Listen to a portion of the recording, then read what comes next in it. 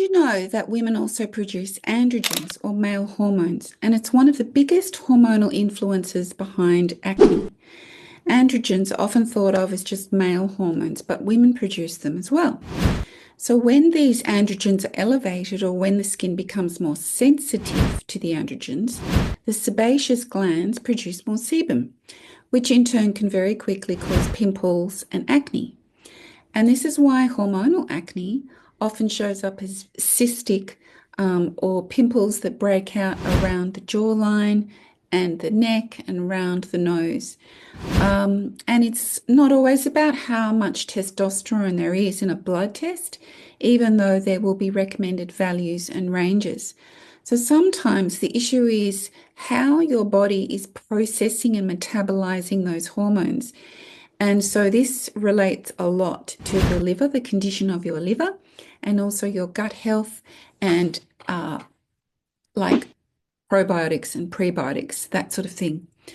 So besides androgens, there's also estrogen and progesterone changes that occur in a woman's cycle.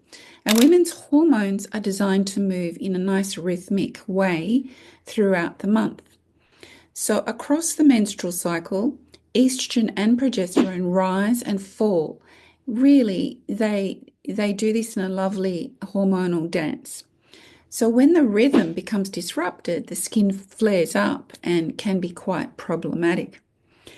Estrogen generally supports skin health. So you might notice this when women are pregnant and they have beautiful skin all of a sudden. And then they have the baby, their hormones crash, and their skin may start to come back with a bit of that acne. But more importantly than estrogen really is progesterone, that it has more complex effects on the woman's cycle. And if it's too low, this can contribute to a lot of bigger pores, swelling, redness, and changes in oil production.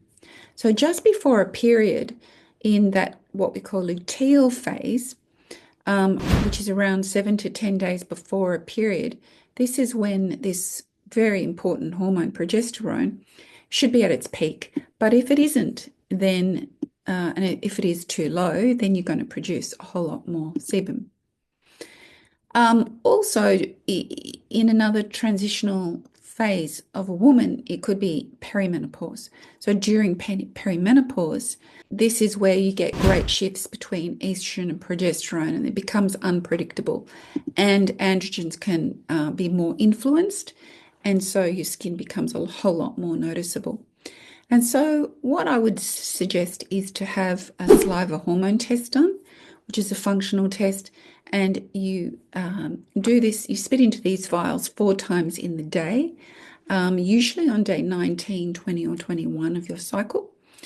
And from that test, we will be able to gauge what your progesterone and what your estrogen levels are doing, your DHEA and your cortisol levels, because cortisol, which is the stress hormone, really drives inflammation, and it really that's the hormone that can stack on all the weight and also disrupt your sleep and cause your skin to break out as well.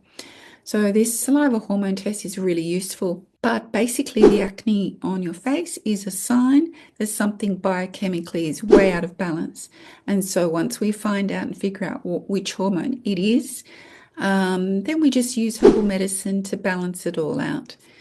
Down below, you should be able to click on the article where you'll find a link and you can read a whole lot more about this. But